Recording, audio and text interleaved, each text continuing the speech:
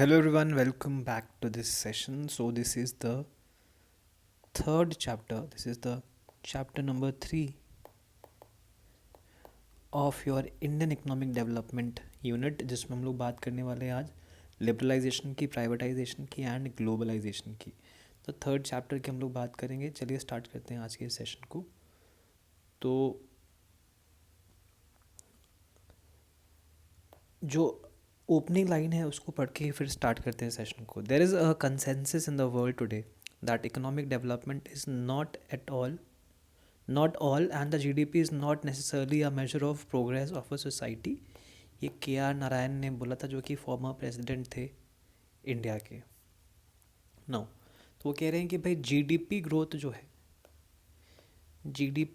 जो है वो डेवलपमेंट नहीं है। जीडीपी आपकी ग्रो कर सकती है, लेकिन हो सकता है उससे डेवलपमेंट ना हो। डेवलपमेंट के मायने या डेवलपमेंट की डेफिनेशन जो है वो बहुत ब्रॉड होती है, उसमें बहुत सी चीज़ें आती हैं, सिर्फ जीडीपी ग्रोथ नहीं आती है।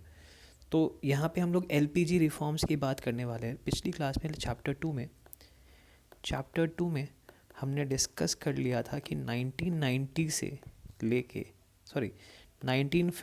लेके 1990 तक इंडियन इकॉनमी ने किस तरीके से परफॉर्म किया। अब 1990 के बाद की स्टोरी हम लोग यहाँ पे देखने वाले हैं। हमने कल बात करी थी कि आपकी इकॉनमी जो थी वो एक क्लोज्ड इकॉनमी थी, जिसमें मेजर रोल जो है वो सरकार का था, गवर्नमेंट का था, एंड प्राइवेट सेक्टर को उतना रोल नहीं दिया गया था। 1990 के बाद ये चीज़ें बदलती हैं एंड इसीलिए इसको रिफॉर्म्स बोला जाता है, एलपीजी रिफॉर्म्स बोला जाते हैं। आप रिफॉर्म करते हैं अपनी इकोनॉमी को।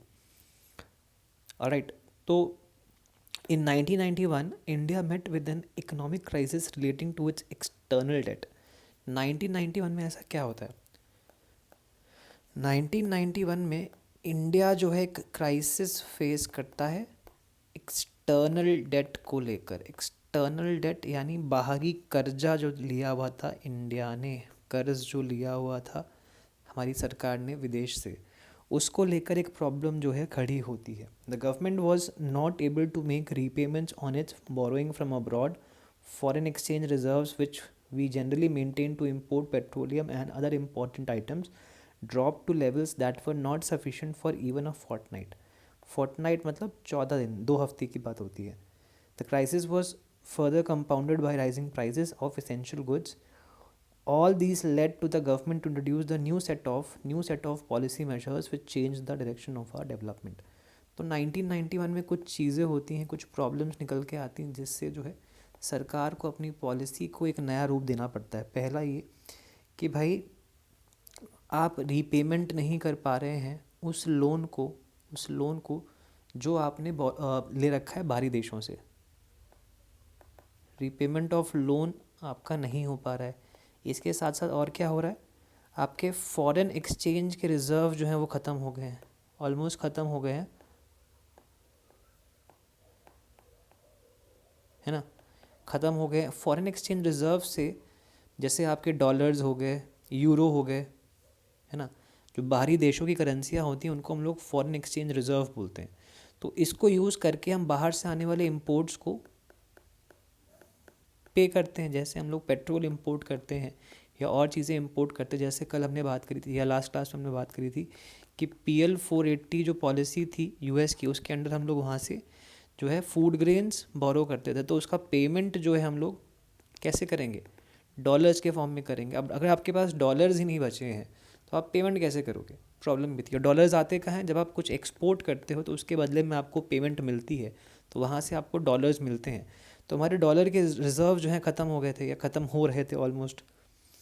Drop to levels that were not sufficient for even a fortnight. तो मतलब 2 हफ्ते तक हम लोग सामान इंपोर्ट कर पाए, इतना फॉरेन एक्सचेंज भी आपके पास अब नहीं बचा था। इसके साथ साथ और क्या हो रहा है, प्राइजेस का लेवल आपकी इकॉनमी में बढ़ रहा है, यानी कि इन्फ्लेशन आपके यहाँ पे हो रहा है ना। एक तो आप सामान बाहर से ला नहीं पा रहे हो, साथ में जो आपके देश के अंदर सामान है उनके भी प्राइजेस बढ़ रहे हैं। तो ये सब प्रॉब्लम जो है अराइज होती है, इसीलिए सरकार को एक नई पॉलिसी जो है अपनाने के लिए मजबूर होना पड़ता है। बैकग्राउंड में जाएँ अगर थोड़ा सा और, तो देखते हैं कि बैकग्राउंड में और कौन सी चीज़ें काम कर रही थी। तो 1980s के दौरान हमने अपनी इकॉनमी को इनएफिशिएंट तरीके से मैनेज किया। हमारे एक्सपेंडिचर जो हैं, एक्सपेंडिचर यानी हमारे खर्चे, मैं सरकार के पर्सपेक्टिव से बात कर रहा हूँ, सरकार के खर्चे जो हैं उसकी रेवेन्यू से ज़्यादा थे। यानी कि वो कमा अगर 100 रुपये रही थी तो खर्च 120 रुपये कर रही थी। तो यहाँ पे क्या है, आप एक्स्ट्रा खर्च कर रहे हो, आप उतना कमा भी नहीं रहे हो। यानी कि आपके बजट में डेफिसिट है एक, है ना, आपका बजट जो है वो सही तरीके से मैनेज नहीं है। When expenditure is more than income the government borrows to finance the deficit from banks and also from people within the country and from international financial institutions. When we import goods like petroleum, we pay in dollars which we earn from our exports. तो अगर आप 120 खर्च कर रहे हो, आप कमा 100 रुपये रहे हो, तो मतलब आपने जो एक्स्ट्रा 20 रुपये हैं वो बोरो किए हैं। तो आप बोरो जो है कई जगह से कर सकते हो, है ना, आप अलग अलग सोर्सेज से बोरो कर सकते हो। आप जो है बैंक से बोरो कर सकते हो, देश के अंदर जो बैंक्स हैं उनसे बोरो कर सकते हो। आप लोगों से बोरो कर सकते हो। लोगों से आप कैसे बोरो करते हो, लोग जो हैं अपनी सेविंग्स रखते हैं सेविंग्स फंड में, ठीक है। तो पेंशन फंड्स जो होते हैं उसमें आपके पैसे कटते हैं, सरकारी जो कर्मचारी होते हैं, प्राइवेट कर्मचारी भी होते हैं, उनके पैसे भी कटते हैं। तो इस फंड से आप बेसिकली बोरो कर सकते हैं। तो एक ये तरीका होता है जिससे सरकार बोरो करती है। एंड जो इंटरनेशनल फाइनेंशियल इंस्टीट्यूशन है, जैसे वर्ल्ड बैंक हो गया, IMF हो गया, अंतर्राष्ट्रीय संस्थाएं हैं जो, वहाँ से भी सरकारें जो हैं बोरो कर सकती हैं। तो अब प्रॉब्लम ये आ रही थी कि भाई डेफिसिट जो है वो बढ़ता जा रहा था, सरकार के खर्चे बढ़ रहे थे, रेवेन्यू के सोर्सेज उतने नहीं थे। Development policies required that even though the revenues were very low, the government had to overshoot its revenue to meet challenges like unemployment, poverty, population explosion. तो बेसिकली हमारे देश में, हम डेवलपिंग देश थे, अभी भी हैं, हमारे देश में इतने सारे इश्यूज़ थे जहाँ पे सरकार को बहुत खर्च करना पड़ रहा था, जिनको मैनेज करने के लिए सरकार को खर्च करना पड़ रहा था। खर्च तो बढ़ते जा रहे थे क्योंकि पॉपुलेशन ग्रो कर रही थी, पॉपुलेशन की समस्याएं बढ़ती जा रही थी, एंड उस खर्च करने के हिसाब से आपके रेवेन्यू जो है वो नहीं बढ़ रहे थे। तो इसीलिए प्रॉब्लम जो है अराइज होना स्टार्ट होती हैं। Moreover the government was not able to generate sufficient international sources such as taxation when the government was spending a large share of its income on areas which do not provide immediate returns such as social sector and defense. There was a need to utilize the rest of its revenue in a highly efficient manner. तो अब भाई खर्च ऐसी जगह पे हो रहा है जहाँ से तुरंत जो है रिटर्न नहीं आएगा, है ना। आप सोसाइटी में चीज़ों को ठीक करने के लिए खर्च कर रहे हो, आप डिफेंस पे खर्च कर रहे हो, डिफेंस पे तो कोई रिटर्न आता नहीं है ना, बट वो ज़रूरी है आपकी सिक्योरिटी के लिए। आप गरीबों को खाना दे रहे हो तो वहाँ से आपको कोई प्रॉफिट नहीं, वहाँ से रिटर्न नहीं आएगा, वहाँ पे आपका पैसा खर्च हो रहा है। तो इन सब चीज़ों की वजह से पैसे खर्च तो हो रहे थे, उस पर रिटर्न कुछ नहीं आ रहा था। The income from public sector undertakings was also not very high. जो सरकार की कंपनीज थी, जो PSUs या पब्लिक सेक्टर अंडरटेकिंग हम लोग बोलते हैं, वहाँ से आने वाली रेवेन्यू भी उतनी ज़्यादा नहीं थी। ये भी एक इशू चल रहा था। And are foreign exchange borrowed from other countries also and international financial institutions was spent on meeting consumption need. तो जो भी हम बोरो भी कर रहे थे ना, तो यूजुअली हम लोग बोरो क्यों करते हैं, आपने देखा होगा कि जो बोरोइंग होती है वो इसलिए होती है कि पैसा बोरो करके आप उसको जो है इन्वेस्ट करेंगे या कोई बिजनेस स्टार्ट करेंगे, उससे आपको रिटर्न मिलेगा। लेकिन हमारा देश जो है, हमारी सरकार जब बोरो कर रही थी, उस बोरो करने से या उस बोरोड मनी से हम लोग कुछ रिटर्न जनरेट नहीं कर पा रहे थे, हम कंज्यूम ही कर रहे थे। तो या तो आप कंज्यूम करोगे तो कोई रिटर्न नहीं आएगा, आपने खा के ख़त्म कर दिया उस पैसे को। वहीं अगर आप उसको इन्वेस्ट करोगे तो वहाँ से आपको रिटर्न मिलेगा। लेकिन हम लोग कंज्यूम कर रहे थे। ये प्रॉब्लम जो है इस वजह से भी निकल के आती है, हम लोग अपने फाइनेंसिस को सही से मैनेज नहीं कर पा रहे थे। तो in the late 1980s government expenditure began to exceed its revenue by such large margins that meeting the expenditure through borrowings became unsustainable. तो सरकार का खर्च इतना बढ़ गया कि अब बोरो करके भी उसको मेंटेन करना जो है पॉसिबल नहीं था। बिकॉज बोरो अगर आप करते हो पैसा, तो आपको उस पैसे पे इंटरेस्ट भरना पड़ता। अब अगर आपने बोरो ही इतना ज़्यादा कर लिया है कि उसका इंटरेस्ट भी बहुत ज़्यादा होगा, तो भाई इंटरेस्ट भी नहीं भर पाओगे आप। तो बोरोइंग से भी अब वो चीज़ पॉसिबल नहीं थी। ऑलराइट, तो prices of many essential goods rose sharply, import grew at a very high rate without matching growth of exports. Inflation आपका हो रहा था, इंपोर्ट आपके बढ़ रहे थे बिकॉज हमारी डोमेस्टिक इंडस्ट्रीज उतना अच्छा नहीं कर रही थी, एक्सपोर्ट्स उतने नहीं बढ़ पा रहे थे, ठीक है। तो foreign exchange reserves decline to a level that was not adequate to finance import for more than 2 weeks. There was also not sufficient foreign exchange to pay the interest that needed to be paid to international lenders. तो forex reserve भी आपके ख़त्म हो रहे थे. Foreign exchange reserve को हम लोग फॉरेक्स रिजर्व भी बोलते हैं, तो वो भी आपके डिक्लाइन कर रहे थे. एंड आपने जो लोन लिए हुए थे उसका पेमेंट भी आप रीपेमेंट नहीं कर पा रहे थे, इंटरेस्ट पेमेंट भी आप नहीं कर पा रहे थे, interest that needed to be paid. तो इंटरेस्ट रीपेमेंट भी नहीं हो पा रहा था. तो इस सिचुएशन में आप क्या करोगे? और कोई देश नहीं था, ऑल्सो नो कंट्री और international funder was willing to lend to India, और कोई हमें लोन देने को तैयार भी नहीं था. तो इस सिचुएशन में इंडिया ने क्या किया? International bank for reconstruction and development, IBRD, जिसको हम लोग वर्ल्ड बैंक भी बोलते हैं, IBRD को हम लोग कॉमन भाषा में वर्ल्ड बैंक भी बोलते हैं. ये याद रखिएगा, इसकी डेफिनेशन को याद रखिएगा, फुल फॉर्म को याद रखिएगा. एंड IMF, इन संस्थाओं के पास हम लोग गए, इनसे हमने लोन मांगा. तो ब्रेटन वुड सिस्टम से ये 2 संस्थाएं निकल के आई थी. ब्रेटन वुड कॉन्फ्रेंस जो हुई थी उससे ये 2 बॉडीज़ निकल के आई थी, ये याद रखिएगा. एंड हमने जो है कितना लोन लिया इनसे? हमने जो है $7 बिलियन का कर्जा जो है इन संस्थाओं से लिया. तो these international agencies expected India to liberalise. अब कोई अगर आपको लोन देगा तो उसकी कुछ शर्तें होंगी जो आपको माननी पड़ेंगी, ठीक है. तो जब IMF से हमने लोन लिया तो उसकी भी कुछ शर्तें थी. उसने शर्तें इसलिए रखी बिकॉज उनको मालूम था कि हम लोग अपनी इकोनॉमी को ठीक से रन नहीं कर रहे हैं. तो चाहते थे कि कुछ चेंजेस हो हमारी इकोनॉमी में, जिससे जो प्रॉब्लम आई हैं वो फ्यूचर में ना आए दोबारा. ऑलराइट. तो these international agencies expected India to liberalise and open up the economy by removing restriction on the private sector, reduce the role of government in many areas and remove trade restrictions between India and other countries. तो उन्होंने 3 चीज़ें बोली कि private sector को increase करना है, आपको उसके रोल को इंक्रीज़ करना है, गवर्नमेंट के रोल को कम करना है, और इंटरनेशनल ट्रेड को बढ़ावा देना, यानी कि अपनी इकोनॉमी को और खोलना है. जो रिस्ट्रिक्शंस आपने लगा रखे हैं, तो जो आपने इनवर्ड लुकिंग पॉलिसी फॉलो करी थी, जो इंपोर्ट सब्स्टिट्यूशन वाली पॉलिसी जो है फॉलो करी थी, उसको अब आपको चेंज करना पड़ेगा. तो India agreed to the conditionalities of World Bank and IMF and announce the new economic policy. तो इन शर्तों को मानने के लिए या दिखाने के लिए कि हम ये शर्तें मान रहे, इंडिया ने अपनी न्यू इकोनॉमिक पॉलिसी जो है अनाउंस करी,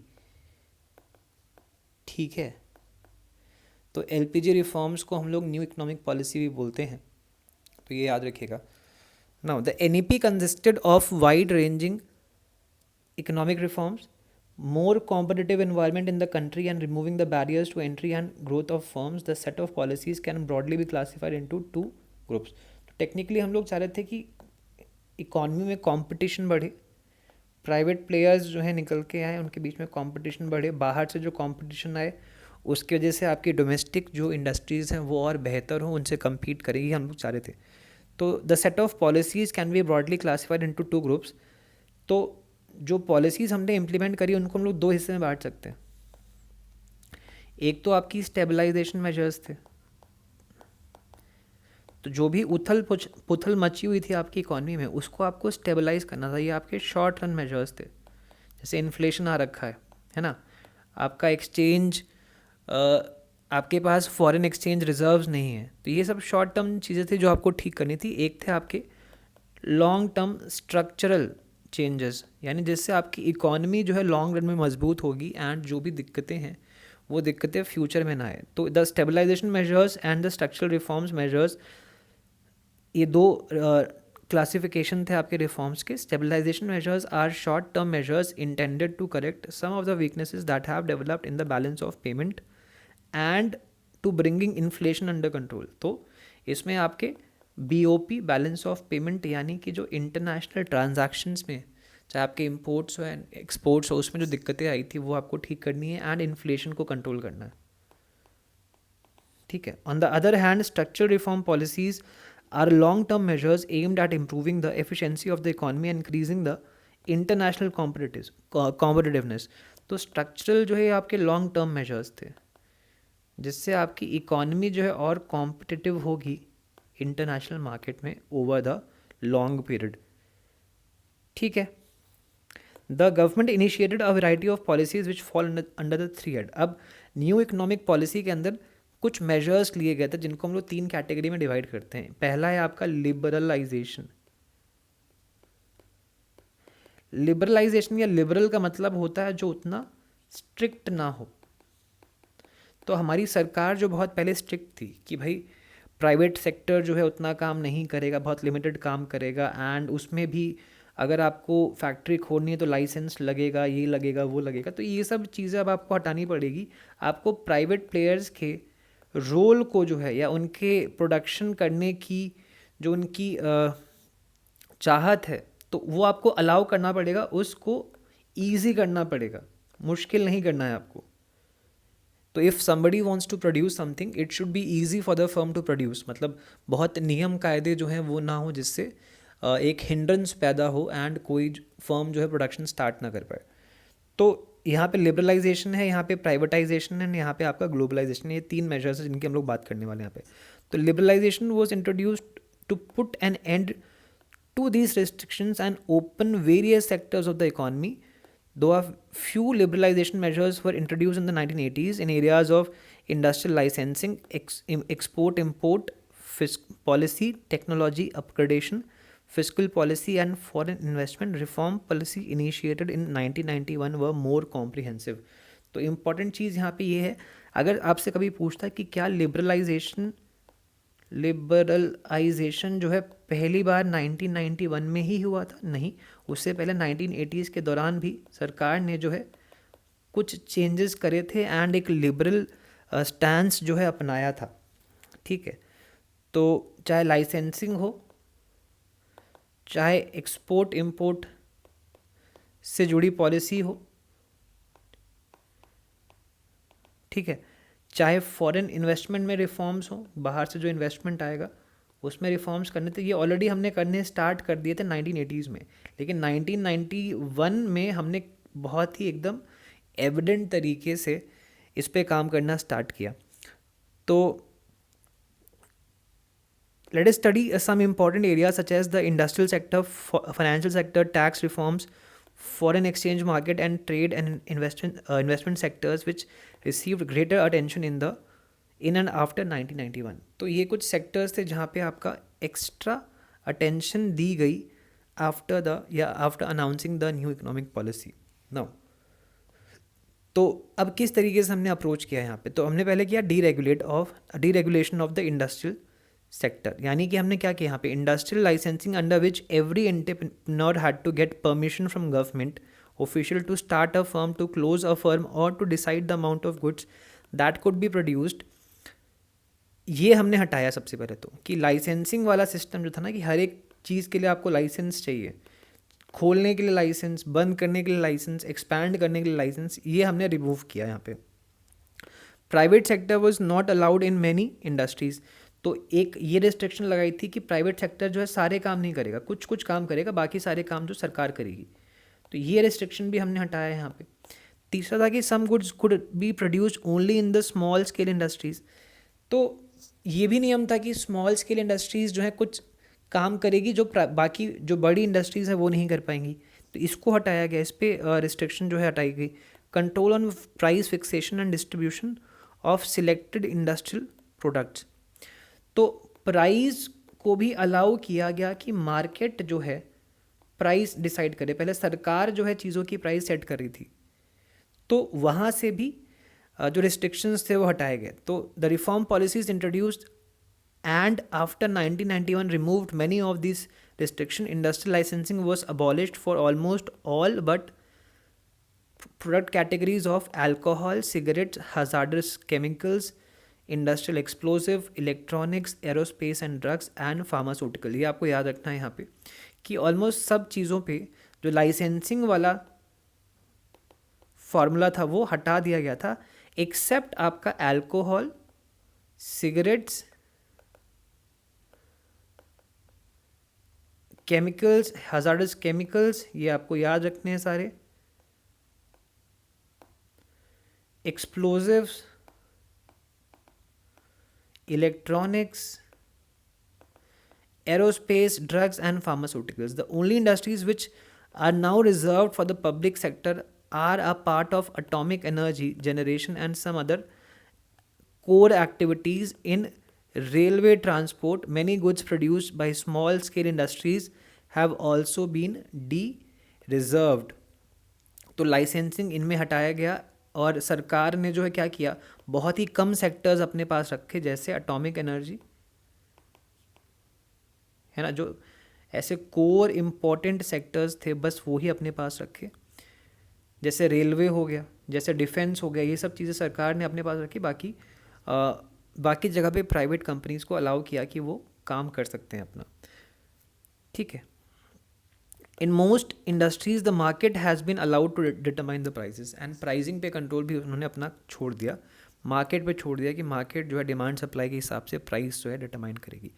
फाइनेंशियल सेक्टर रिफॉर्म्स की अगर मैं बात करूँ तो फाइनेंशियल सेक्टर इंक्लूड्स, तो फाइनेंशियल सेक्टर में क्या क्या चीज़ें आती है ये आपको मालूम होना चाहिए। फाइनेंशियल सेक्टर में आपकी कौन कौन सी चीज़ें आती हैं, इसमें आपके कमर्शियल बैंक्स आते हैं। कमर्शियल बैंक्स वो बैंक हैं जिनका काम जो है बैंकिंग से पैसे कमाना है, जैसे आपके रेगुलर बैंक्स जो आप देखते हैं जहाँ पे आपका अकाउंट भी होगा, ठीक है। इन्वेस्टमेंट बैंक हैं, इनका काम इन्वेस्टमेंट करना है, ठीक है। आपके स्टॉक एक्सचेंज है, आपका फॉरेन एक्सचेंज है, तो ये सब आपका फाइनेंशियल सेक्टर में काउंट होता है। तो इससे जुड़े हुए हमने क्या रिफॉर्म्स किए। The financial sector in India is regulated by RBI, and regulator कौन है इसका, आरबीआई है, ये याद रखिएगा, इस पर सवाल बन सकता है, इसको भी आपको याद रखना है। तो the RBI decides the amount of money that the banks can keep with themself, fixes the interest rate, nature of lending to various sectors, etc. One of the major aims of financial sector reforms is to reduce the role of RBI from regulator to facilitator of financial sector. तो RBI जो है वो basically overlook करता था इन सभी की functioning को। तो रिफॉर्म ने क्या किया है, रिफॉर्म ने जो है बेसिकली आरबीआई के रोल को डिक्रीज़ किया है, एंड ये बस फैसिलिटेट करता है, अब रेगुलेट नहीं करता है, फैसिलिटेट करता है आपके इस सेक्टर को, एंड ये सेक्टर मेजरली जो इंडिपेंडेंटली अपना काम करता है, एंड मार्केट फोर्सेस जो हैं उनके बेसिस पे ये काम करता है। यहाँ पे आरबीआई का इंटरफेरेंस जो है पहले से अब कम हो गया है इस पर। The reform policies led to the establishment of private sector banks, Indian as well as foreign. तो रिफॉर्म की वजह से प्राइवेट सेक्टर बैंक आपके इस्टेब्लिश हुए, इंडियन बैंक भी थे उसमें, फॉरेन प्राइवेट बैंक्स भी थे। FDI limit on banks was raised to around 74%। FDI की लिमिट जो है बैंकों में 74% तक कर दी गई थी, ये भी याद रखिएगा। Those banks which fulfil certain conditions have been given freedom to set up new branches without the approval of RBI, ये भी इंपॉर्टेंट है। तो कुछ सर्टन कंडीशंस थी, अगर उनको कोई बैंक फुलफिल करता था तो वो अपनी मर्ज़ी से बिना आरबीआई के परमिशन के नई ब्रांच जो है खोल सकता था। तो ये भी इम्पॉर्टेंट चेंज था जो किया गया था उस टाइम पे। Now foreign institutional investors such as merchant bankers, mutual funds and pension funds are now allowed to invest in Indian financial markets.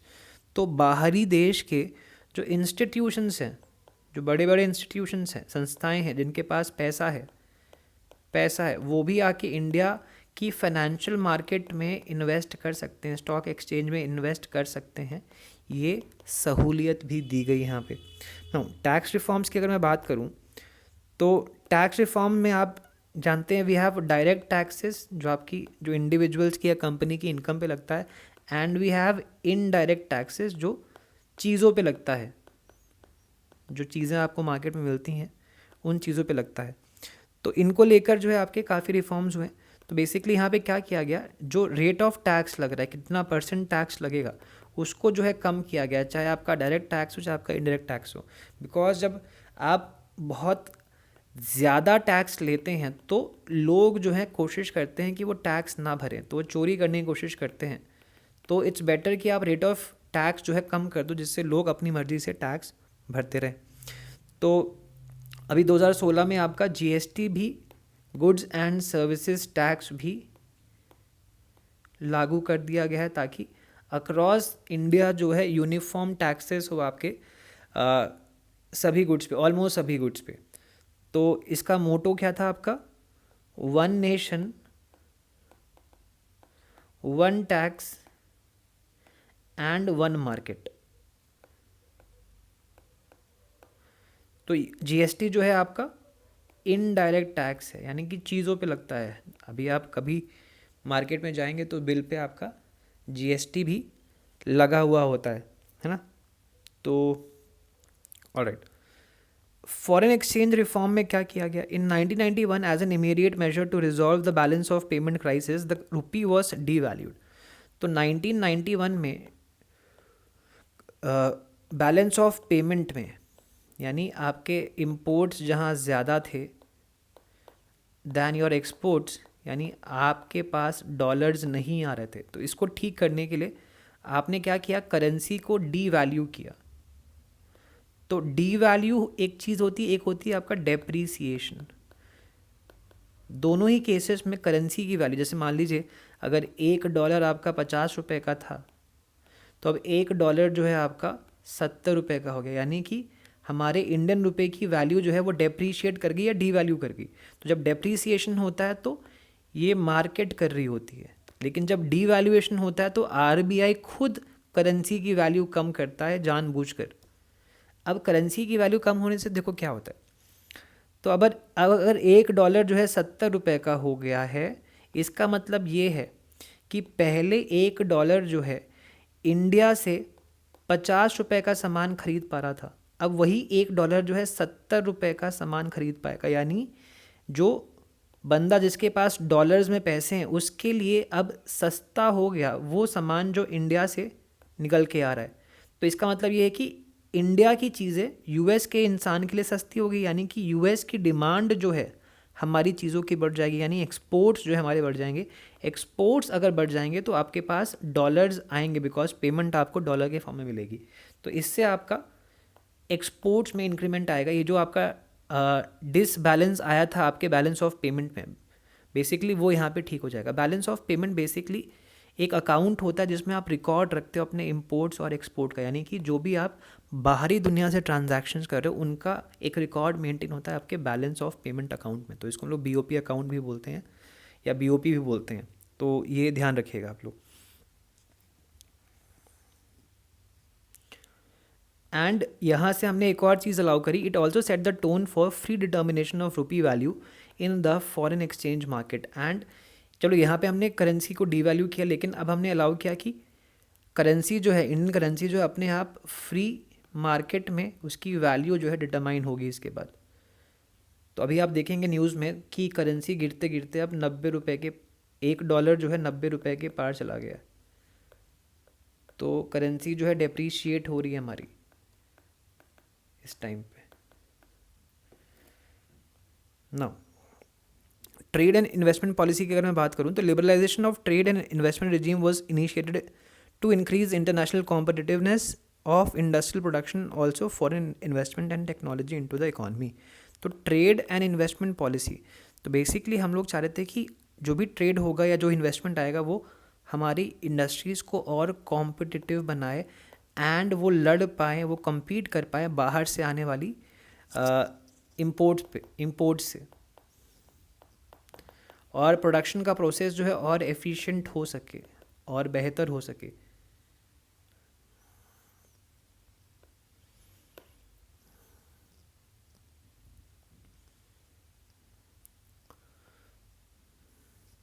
Know the trade policy reforms aimed at, trade policy reform किस चीज़ पे focus कर रहे थे? Dismantling of quantitative restriction on import and export, reduction of tariff rates and removal of licensing procedure for import. तो जो कोटा आप लगा रहे थे बाहर से आने वाले इम्पोर्ट पे, वो आपको चेंज करना था, उसको आपको रिमूव करना था। टैरिफ यानी जो आप टैक्स लगा रहे थे बाहर से आने वाली सामान पे, वो आपको डिक्रीज़ करना था। एंड साथ में आपको जो लाइसेंस की रिक्वायरमेंट होती थी इंपोर्ट करने के लिए, उस चीज़ को भी अबॉलिश करना था। तो ये रिफॉर्म्स हुए आपके ट्रेड पॉलिसी को लेकर, ठीक है। Import licensing was abolished except in case of hazardous and environmentally sensitive industries, ठीक है। तो इम्पोर्ट लाइसेंस रिक्वायरमेंट जो है हर चीज़ पे हटा दी गई एक्सेप्ट आपके हजार्डस यानी कि खतरनाक एंड एनवायरमेंटली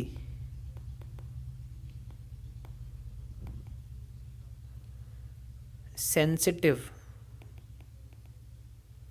इंडस्ट्रीज़, यानी जो इंडस्ट्रीज़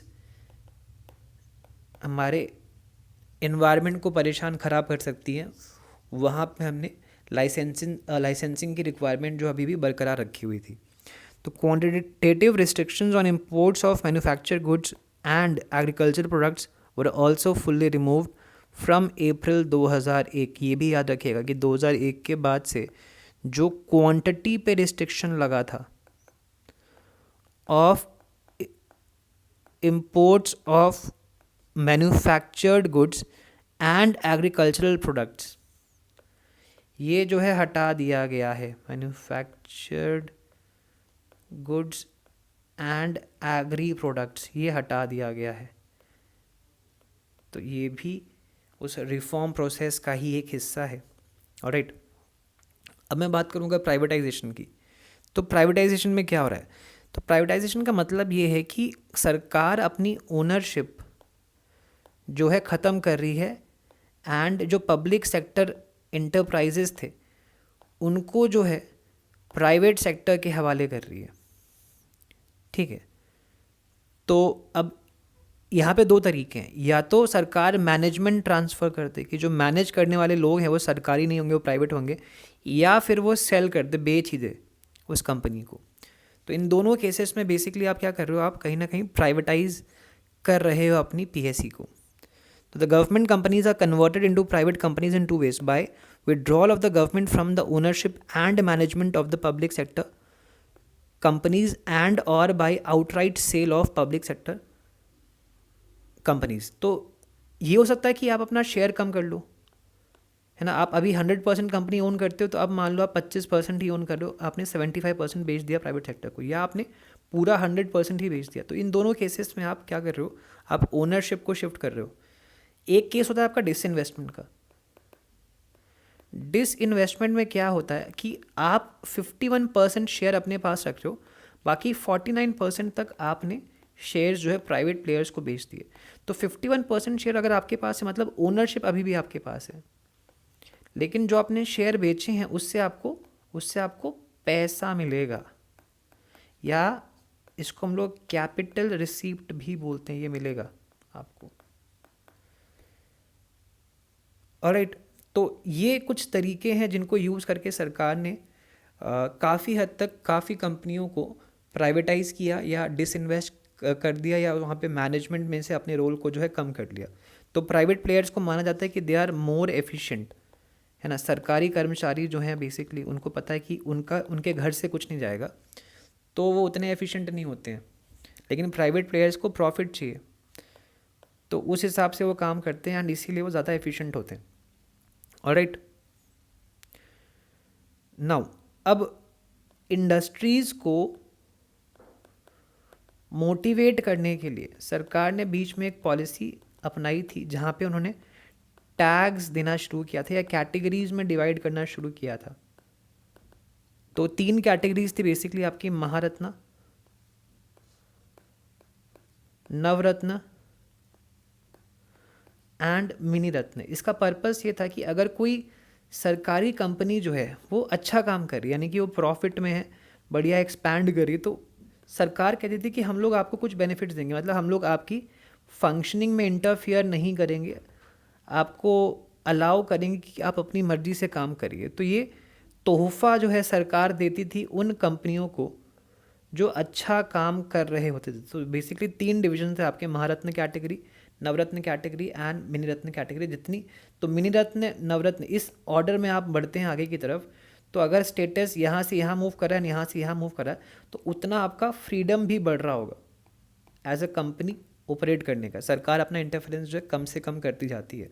तो ये चीज़ भी यूज़ करी गई थी। तो एग्जाम्पल के तौर पे आप देख सकते हैं कि महारत्न के 2 एग्जाम्पल है, Indian Oil Corporation of India या इंडियन ऑयल कॉरपोरेशन लिमिटेड या Steel Authority of India SAIL. Navratna की कैटेगरी में आपका हिंदुस्तान एरोनॉटिक लिमिटेड HAL है एंड Mahanagar Telephone Nigam Limited MTNL है यहाँ पे। मणिरत्न वाली कैटेगरी में आपका BSNL है, भारत संचार निगम लिमिटेड, एंड आपका एयरपोर्ट अथॉरिटी ऑफ इंडिया है, आपका IRCTC है यहाँ पे। तो ये आपको याद रखने हैं नाम कि किस कैटेगरी के क्या एग्जाम्पल्स दे रखे हैं आपको आपकी NCERT में। Now, the government envisaged that privatization could provide strong impetus to the inflow of FDI. अब सरकार ने प्राइवेटाइजेशन जो है अलाउ कर दिया, प्राइवेट प्लेयर्स को भी अलाउ कर दिया, तो बाहर से भी लोग पैसा लगाने आएंगे हमारे देश में। FDI जो है बाहर से आएगा, फॉरेन डायरेक्ट इन्वेस्टमेंट जो है आएगा। FDI क्या होता है? जब बाहर से कोई आके आपके यहाँ पे कोई नई कंपनी स्टार्ट कर ले या एग्जिस्टिंग कंपनी को खरीद ले, तो वो अपना पैसा लगा रहा है, अपनी टेक्नोलॉजी लेके आ रहा है साथ में, तो इसको हम लोग FDI कहते हैं। तो इससे इस चीज़ को भी यहाँ पे स्ट्रेंथ मिलती है। बाहर से अगर कोई कंपनी आती है तो वो बाहर से पैसा लेके आता है, मतलब आपके पास फॉरेन करेंसी आ रही है, बाहर से पैसा लग रहा है, मतलब कोई कंपनी स्टार्ट हो रही है, तो मतलब वो हायरिंग तो हमारे देश में ही करेंगे। जो लोग उसको चाहिए होंगे उस कंपनी में काम करने के लिए वो इंडियंस ही होंगे, तो यहाँ पे जॉब मिलेंगी। तो FDI जो है अच्छा होता है देश के लिए। तो ये था आपका प्राइवेटाइजेशन के बारे में। अब हम बात करेंगे ग्लोबलाइजेशन के बारे में। ग्लोबलाइजेशन में क्या हो रहा है? तो globalisation is generally understood to mean integration of the economy of the country with the world economy. It is a complex phenomena. तो ग्लोबलाइजेशन में क्या हो रहा है कि हम लोग ग्लोबल हो गए हैं, यानी कि देश जो है बेसिकली इंटीग्रेट हो गए हैं। तो इंडिया है यहाँ पे और बाकी देश है। तो जब मैं ग्लोबलाइजेशन की बात कर रहा हूँ तो मैं बेसिकली इंटरकनेक्टेडनेस की बात कर रहा हूँ कि इंडिया जो है बाकी दुनिया से कनेक्टेड है और बाकी दुनिया से उसके लेन देन चल रहे हैं। तो ये अपने आप में कोई सिंपल चीज़ नहीं है, it is a complex phenomena. अभी आपने न्यूज़ में सुना होगा कि कैसे ट्रम्प जो है टैरिफ लगा रहा है हर देश पे। तो टैरिफ लगाने से जो इंटरकनेक्टेडनेस है वो कम होती है ना, ट्रेड जो है कम होता है, तो इससे ग्लोबलाइजेशन को नुकसान होता है। तो it involves creation of networks and activities transcending economic, social and geographical boundaries. Globalization attempts to establish links in such a way that the happenings in India can be influenced by events happening miles away. तो globalisation से देखो क्या होता है कि India में कोई चीज़ अगर हो रही है तो वो बाहर किसी देश में कोई चीज़ हुई है उससे इफ़ेक्ट हो सकती है ना। तो अगर जो आपकी ओपेक कंट्रीज़ हैं, ओपेक कंट्रीज़ कौन सी? जो ऑयल प्रोड्यूस करती हैं कंट्रीज़, ठीक है, उनका जो ग्रुप है उसको ओपेक कहते हैं। तो अगर ओपेक कंट्रीज़ जो हैं जो ऑयल प्रोड्यूस कर रही हैं उसका प्राइस इंक्रीज़ कर देती हैं, है ना, तो इससे इंडिया को नुकसान होगा, बिकॉज इंडिया जो है बाहर से तेल इंपोर्ट करता है। तो पॉइंट यहाँ पे ये है कि ग्लोबलाइजेशन में क्या हो रहा है कि कोई और देश में कोई चीज़ होती है तो उसका इम्पैक्ट जो है हमारे देश पे भी होता है। ऑलराइट, तो ग्लोबलाइजेशन जो है उसको कहीं ना कहीं बहुत सपोर्ट मिलता है आउटसोर्सिंग से।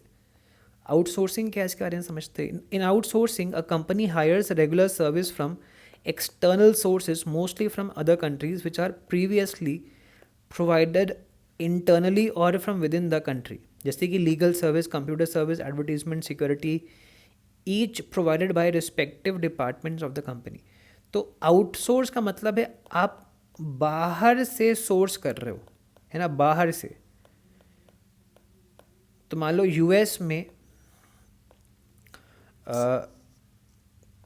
कोई टीचर जो है उसको आपको $100 पे करने होते 1 घंटे के लेक्चर के लिए, है ना।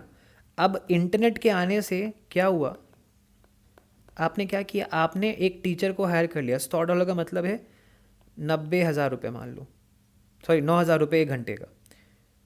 वही अगर इंटरनेट यूज़ करके आप जो है इंडिया से कोई टीचर हायर कर लो जो सेम चीज़ पढ़ा ले जो US वाला वो बंदा पढ़ा रहा था, जो टीचर पढ़ा रहा था, तो आपको 1 घंटे का 500 रुपये ही देना पड़ रहा है। तो टेक्निकली आपने क्या किया, आपने यूएस के टीचर से ना पढ़वा के आपने इंडिया के टीचर से पढ़वाया, तो आपने आउटसोर्स कर दिया टीचिंग के काम को।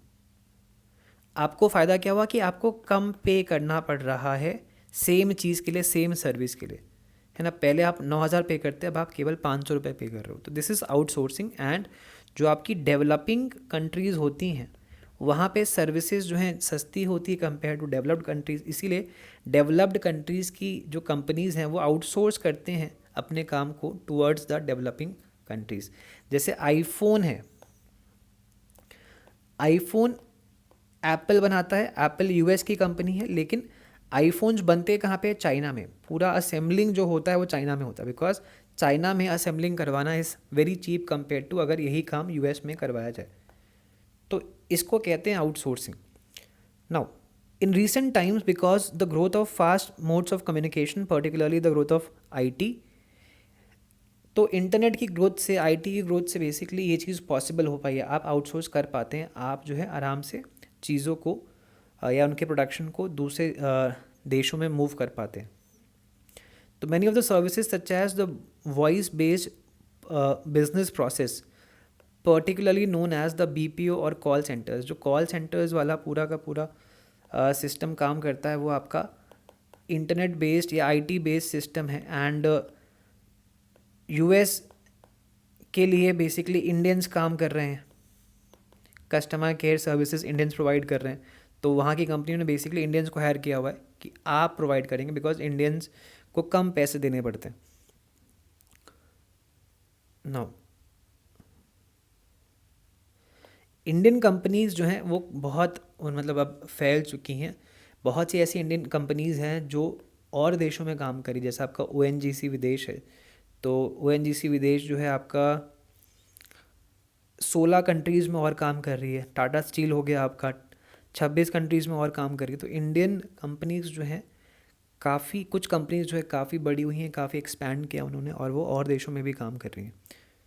ठीक है। Now the low wage rates and availability of skilled man power in India have made it a destination for global outsourcing in the post reform period. क्यों इंडिया में आउटसोर्स होती हैं चीज़ें? बिकॉज लो वेज रेट हैं आपकी and skilled man power है, तो अच्छी क्वालिटी की चीज़ें मिल रही हैं एंड सस्ते में मिल रही हैं, इसीलिए वहाँ से आउटसोर्स हो रहा है। ठीक है। अब हम लोग बात करेंगे, क्योंकि हम लोग ग्लोबलाइजेशन की बात कर रहे थे, ग्लोबलाइजेशन में आपका इंटरनेशनल ट्रेड आता है ना।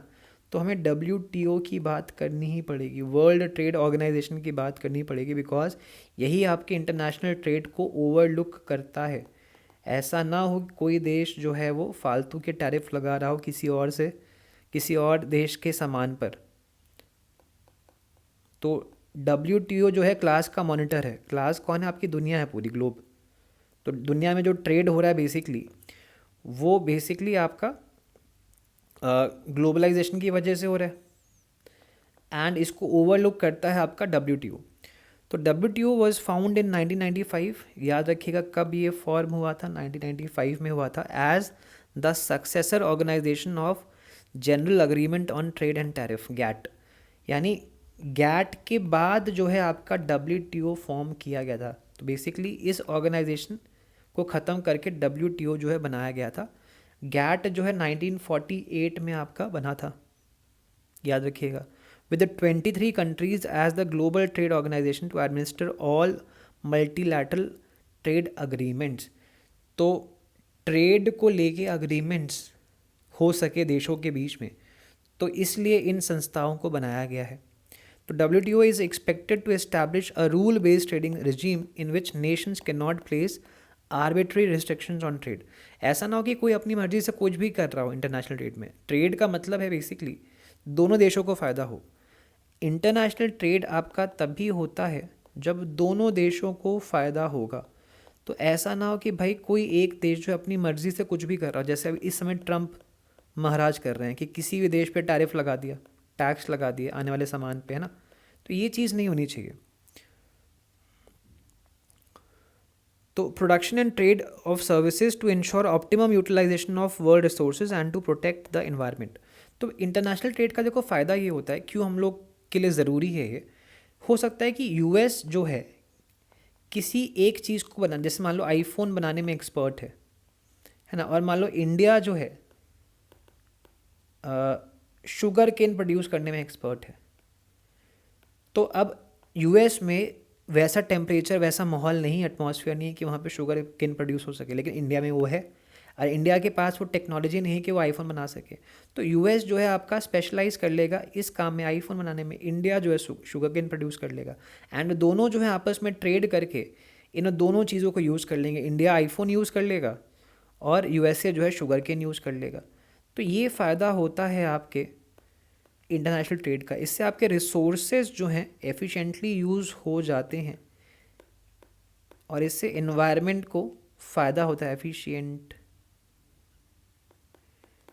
फ़ायदा होता है, ठीक है।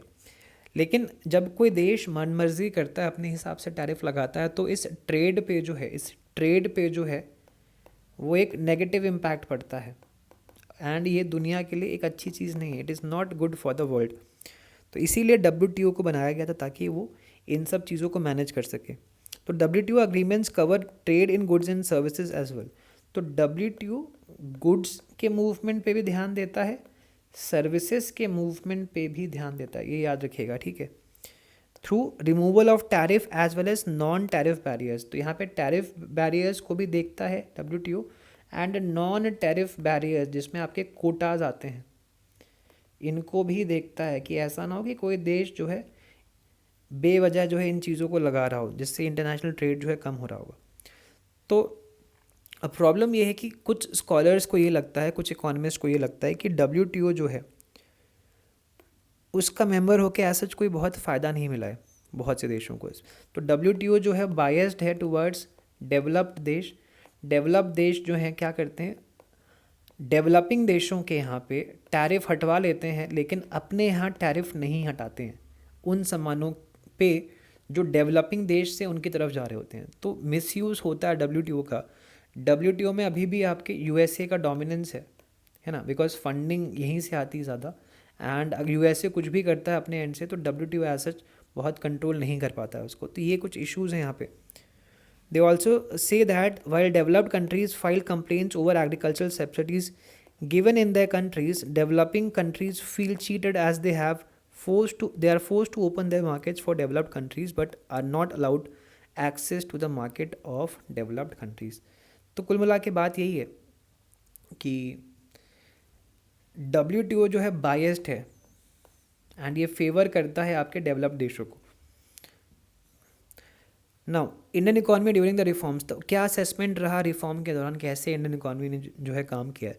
The post 91 India witnessed a rapid growth in GDP on a continual basis for 2 decades. तो 91 के बाद, रिफॉर्म्स के बाद GDP जो हमारी लगातार 2 डेकेड तक, 20 साल तक ग्रो करी है, ठीक है। The growth of GDP increase from 5.6%, 5.6% से हम लोग 8.2% पे पहुँचे इन 2007 से 12 वाले फेज़ में।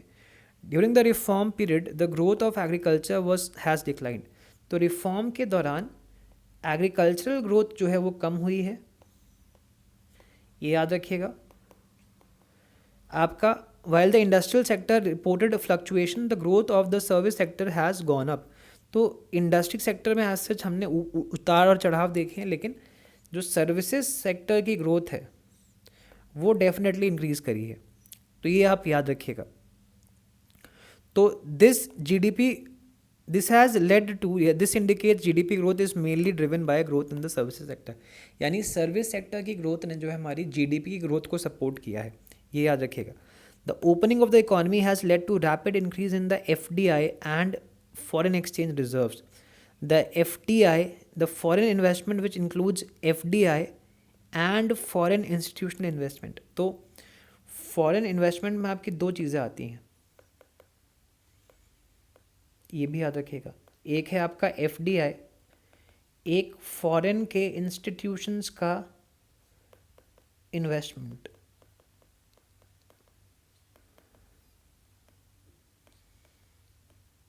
ऑलराइट, तो it has increase from $100 million in 1991 से ये बढ़कर कितने पे आ गया है, $30 बिलियन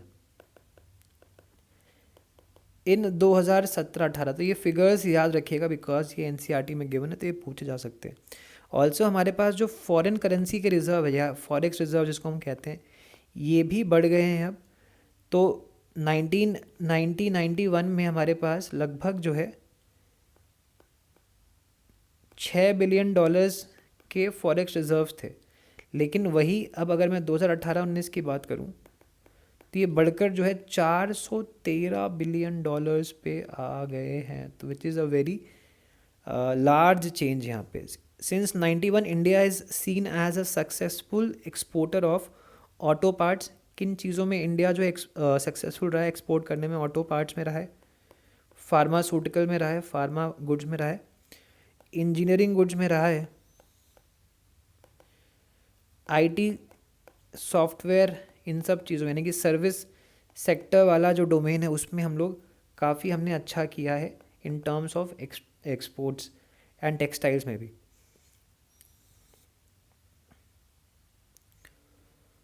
नो, अब अगर मैं बात करूं एम्प्लॉयमेंट की, तो भाई प्रॉब्लम ये रही है कि जीडीपी तो हमारी इंक्रीज़ करी है, लेकिन उस प्रपोर्शन में हमारे यहाँ एम्प्लॉयमेंट या जॉब्स क्रिएट नहीं हुई है। ये प्रॉब्लम रही है हमारी जीडीपी ग्रोथ की, एंड इसीलिए कई बार इसको जॉबलेस ग्रोथ भी बोलते हैं। तो ये भी याद रखिएगा यहाँ पे। रिफॉर्म्स इन एग्रीकल्चर की अगर मैं बात करूँ तो since 91 public investment in agriculture. क्यों हमारा एग्रीकल्चर, अभी हमने देखा, हमने पढ़ा कि एग्रीकल्चर जो है उसकी ग्रोथ जो है वो कम हुई है। रीज़न बीइंग कि public investment in agriculture sector specially in infrastructure which includes irrigation, power, roads, market linkages and research and extension, ये जो है कम हुआ है। तो जो खर्चा होना चाहिए था उतना खर्च नहीं हुआ है, उतना फोकस नहीं रहा है एग्रीकल्चर पे। सब्सिडी जो है कम कर दी गई है फर्टिलाइजर्स पे, ठीक है। Partial removal of fertilizer subsidy has led to increase in the cost of production, which has severely affected the small and marginal farmers. The sector has been experiencing a number of policy changes such as reduction of import duties. तो बाहर से competition बढ़ गया, import duty जो है वो कम हो गई है एग्रीकल्चरल गुड्स पे, इसीलिए बाहर से सामान जो है आने लग गया है एंड उससे कंपटीशन बढ़ गया है। तो ये कुछ कारण थे जिससे एग्रीकल्चर जो है वो आपका अब उतना अच्छा नहीं कर पा रहा है because of export oriented policy. एक और चीज़ है कि आपने एक्सपोर्ट पे फोकस ज़्यादा किया है, तो यानी कि अब वही गुड्स प्रोड्यूस हो रहे हैं, वही एग्रीकल्चरल गुड्स प्रोड्यूस हो रहे हैं जो एक्सपोर्ट किए जा सके, यानी कि आपकी कैश क्रॉप्स पे ज़्यादा फोकस किया जा रहा है जिनको मार्केट में बेचा जा सके। तो ये कुछ चीज़ें जिन्होंने एग्रीकल्चर को परेशान किया है। इसके अलावा इंडस्ट्री की अगर मैं बात करूँ तो industrial growth has also recorded a slow down. This is because of decreasing demand of industrial product. अब इम्पोर्ट्स के आने की वजह से हमारे डोमेस्टिक मार्केट्स के बनने वाले जो गुड्स थे उनकी डिमांड जो है वो कम हो गई है, ठीक है। एंड ये प्रॉब्लम है कि भाई हमारे इंडस्ट्रियल सेक्टर ने उतना अच्छा नहीं किया। तो चीपर इम्पोर्ट्स हैव दस replace the demand for domestic goods. Domestic manufacturers are facing competition from imports. The infrastructure facilities including power supply have remained inadequate due to lack of investment. Investment उतना हुआ नहीं है sector में, जो basic चीज़ें चाहिए होती इंडस्ट्रीज़ को रन करने के लिए, जैसे पावर हो गई है ना, पावर वगैरह हो गया, जो और ट्रांसपोर्ट की फैसिलिटी चाहिए होती है, पानी की फैसिलिटी, ये सब चीज़ें उतनी डेवलप हो नहीं पाई हैं अभी। Moreover a developing country like India still does not have the access to developed countries market because of high non tariff barriers and export करने के लिए मार्केट नहीं हमारे पास, बिकॉज अभी भी डेवलप्ड देश जो हैं वो टैरिफ लगा के बैठे हुए हैं या नॉन टैरिफ बैरियर जैसे कोटा लगा के बैठे हुए हमारे इम्पोर्ट्स पे। ये प्रॉब्लम हो रखी है। तो उनको हमारे मार्केट्स मिल गए, हमें उनके मार्केट्स नहीं मिल पा रहे बिकॉज WTO जो है वो बायस्ड है थोड़ा सा। तो ये प्रॉब्लम जो है हमारे लिए बहुत रही है यहाँ पे। डिसइन्वेस्टमेंट की अगर मैं बात करूँ तो हर साल बजट में जो है सरकार एक टारगेट फिक्स करती है कि इस साल हम लोग इतना पैसा जो है डिसइन्वेस्टमेंट से लेके आएंगे। तो 91 के रिफॉर्म के बाद ये चीज़ जो है फॉलो हुई है एंड 1991 में 92 में ये टारगेट जो था वो 2500 करोड़ का था उस साल, और हमने जो है 3040 करोड़ जो है अचीव किए थे इन डिसइन्वेस्टमेंट। वहीं अगर मैं बात करूं 2017-18 की, तो टारगेट जो था वो 1 लाख करोड़ का था डिसइन्वेस्टमेंट के थ्रू, और हमने जो है 1,57 करोड़ जो है यहाँ पे हमें मिले थे वाया डिसइन्वेस्टमेंट, मतलब उस टारगेट को हमने यहाँ पे पूरा किया था। तो डिसइन्वेस्टमेंट को लेके भी मतलब काम चल रहा है। बहुत PSUs हैं ऐसे जिनको डिसइन्वेस्ट यहाँ पे डिसइन्वेस्टमेंट किया गया है, एंड सरकार अपने रोल को जो है वहाँ पे कम करती जा रही है। तो this is majorly about the LPG reforms. तो globalisation is a strategy of the developed countries to expand their markets in other countries. तो अभी कुछ लोग ये भी कहते हैं कि ग्लोबलाइजेशन जो है जानबूझ के प्रमोट किया जा रहा है, जहाँ पे डेवलप्ड देश जो हैं डेवलपिंग देश की मार्केट्स को कैप्चर कर सकें। It has increase the income and quality of consumption of only high income groups, and the growth has been concentrated only in the selected areas जैसे कि service sector such as telecommunication, information technology, finance, entertainment, travel and hospitality services, real estate and trade, instead of vital sectors such as agriculture and industry। तो एक तो ये issue रहा है कि भाई डेवलप्ड देशों को फ़ायदा मिला है, ऊपर से कुछ स्पेसिफिक चीज़ों को, कुछ जैसे आपके सर्विस सेक्टर को ही बेनिफिट मिला है ग्लोबलाइजेशन का, है ना। उसमें भी कुछ स्पेसिफिक एरियाज जैसे कि टेलीकम्युनिकेशन हो गया, इंफॉर्मेशन टेक्नोलॉजी हो, फाइनेंस, एंटरटेनमेंट, इन सेक्टर्स को ही फ़ायदा मिला है। तो यानी कि एक स्क्यूड इम्पैक्ट रहा है आपका ग्लोबलाइजेशन का ऑन इंडियन इकॉनमी। तो this is about the LPG reforms जो हमने किए थे 1991 में, एंड क्या थे ये रिफॉर्म्स, क्या इनके इम्पैक्ट रहे, उनके बारे में हमने बात करी। तो this is all for this session. आपको जो भी लगा इस सेशन को सुनकर, देखकर, क्या आपका फीडबैक है ज़रूर कमेंट करके बताइएगा। अगर आप कुछ चेंजेस चाहते हैं कि कुछ चेंजेस होने चाहिए तो वो भी कमेंट करके बताइएगा। So this is all for this session. अगले चैप्टर में फिर से मुलाकात होगी, तब तक keep learning, keep watching. Thank you so much, see you soon.